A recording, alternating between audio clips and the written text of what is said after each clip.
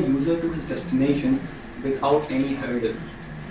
The user is our customer who will send us information, and we will inform him the shortest path that he or she should take to get to his destination. And also we are minimizing the hurdle. We inform the user with the path that is shortest, easiest and fastest. I repeat, shortest, easiest and fastest. The path which has all those three qualities.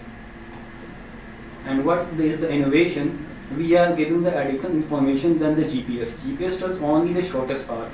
Fastest tells you the shortest, easiest and fastest path, as I said earlier.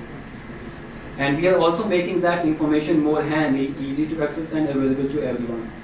Okay, what value are we adding to get to the destination quickly? It is not enough to just know the path.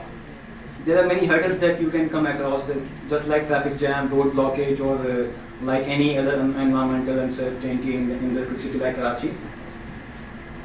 So by monitoring the current situation of the roads, that's our main objective. We will monitoring the current status of the current situation of the road, and then FIDUS tells the right path to take. And how we commercialize that thing? Once the live monitoring of the roads is accomplished, other services can also be added, like you can locate any object at any time in the area covered. That is, the area covered can be expanded with time also. And if we are starting in a locality, that service, if we are monitoring the roads and the current status, that if the traffic is jammed or not, then we can expand the area, like we can cover the whole city or maybe go to the different cities. Okay, the components of our product will be the two-way communication with the user. That obviously the user will send us information and we'll send it back the path about the information about the path that he or she gonna take. The information gathering, analyzing and entering into the system. The correct dynamic information that will come from us. Analyzing the query received from the user, finding the appropriate path that relates to the computations of the shortest path and fastest path. Okay, so for a business, what do we need? A product or service to sell? Yes, we have it.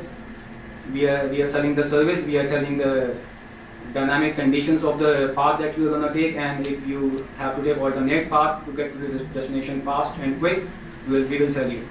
Suppliers, entities which will provide information of the roads, and if we outsource that information to like FM107 is offering on its website, I don't know if it does or not, like it's offering the traffic situation, the current traffic situation of the city. We can outsource, we can have the information from them also. And our customers, people who require information about a certain path, the users will be our customers. And our employees will obviously the people who are entering the current status and analyzing the information manually. The technology perspective is like storing, retrieving and analyzing the current status of the roads and computation of the shortest, easiest and fastest path. If we automate those things, those computations and into the system, the technology perspective is there. Now it's the process, it's not quite detailed, but just to have the bird's eye view. The process center is the center. Like it analyzes the appropriate path, and it will be the amalgamation of the employees and the technology perspective of it.